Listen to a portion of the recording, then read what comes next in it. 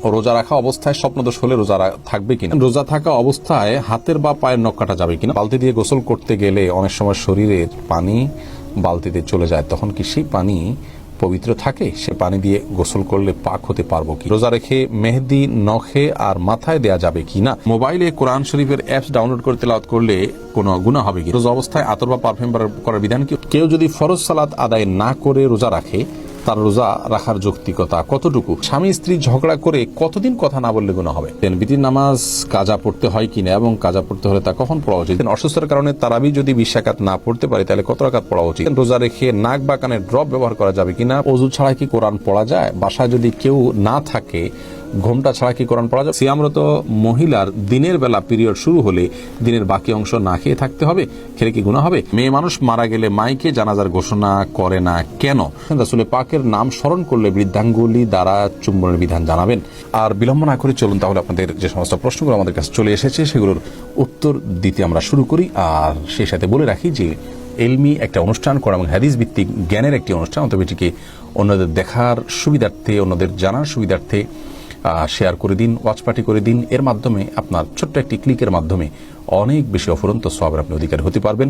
শয়তান আমাদেরকে এরকম সহজে অনেক বেশি অর্জন হতে পারে সে আমলগুলো থেকে ভুলিয়ে রাখে এবং এগুলোকে আমাদের কাছে গুরুত্বহীন করে রাখে। অতএব শয়তানকে আমরা কোনোভাবেই যেন সুযোগ না দিই। আল্লাহ তাআলা সেই তৌফিক দান করুন। এমডি ইয়াকুব হোসাইন জানতে চেয়েছেন, রোজা রাখা অবস্থায় স্বপ্নদোষ হলে রোজা থাকবে কিনা? থাকবে, কোনো অসুবিধা নেই। স্বপ্নদোষ মানুষ ইচ্ছাকৃত করে না, অতএব স্বপ্নদোষ হলে বীর্যপাত হয়ে গেলে ঘুমের মধ্যে আপনার রোজা কন্টিনিউ করতে পারা হবে। স্বপ্নদোষের কারণে বীর্যপাত হলে সে কারণে আপনি গোসল করবেন, গোসল ফরজ হবে আপনার, কিন্তু রোজা ভাঙবে না। আহমেদ শাহাদাত জানতে চেয়েছেন, রোজা থাকা অবস্থায় হাতের বা পায়ের নখ কাটা যাবে কিনা? উত্তর কাটা যাবে, কোনো অসুবিধা। রোজা রেখে হাত পা নখ কাটা যাবে, এর সাথে রোজা ভাঙের কোনো সম্পর্ক নেই।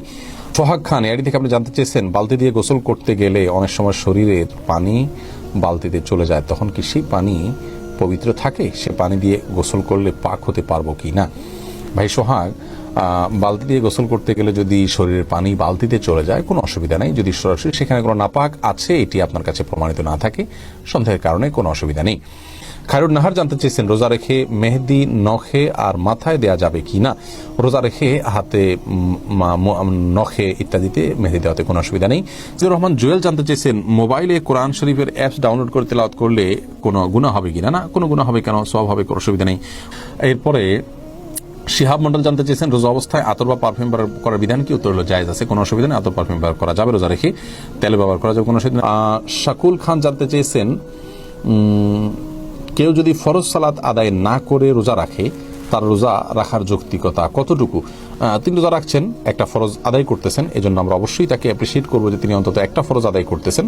কিন্তু রোজা নামাজ না পড়ে রোজা রাখা মানে হলো যে তিনি লুঙ্গি না পরে আপনার গেঞ্জি পরার জন্য অস্থির হয়ে উঠেছেন। ব্যাপারটা এরকম হয়ে যাবে, গেঞ্জি পরাও দরকার কিন্তু লুঙ্গি পরার তার চেয়ে বেশি দরকার। অতএব নামাজটাকে সবচেয়ে বেশি গুরুত্বের সাথে দিতে হবে, তারপর তিনি রোজার জন্য চেষ্টা করতে হবে।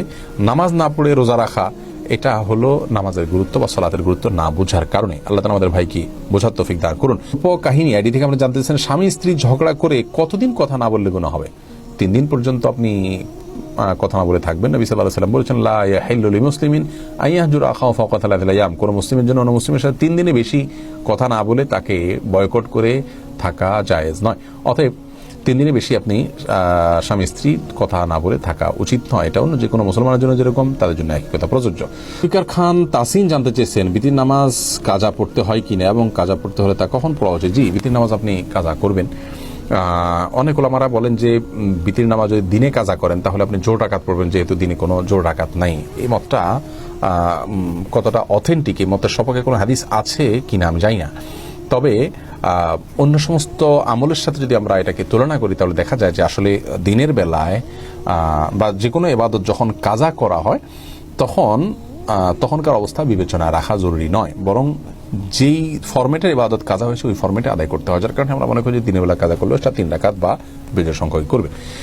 ফারজানা শিরিন আপনি জানতে চেয়েছেন, অসুস্থতার কারণে তারাবি যদি 20 রাকাত না পড়তে পারে তাহলে কত রাকাত পড়া উচিত? তারাবি 20 রাকাত না পড়তে পারলে যতটুকু তৌফিকুল্লাহ ততটুকু পড়বেন।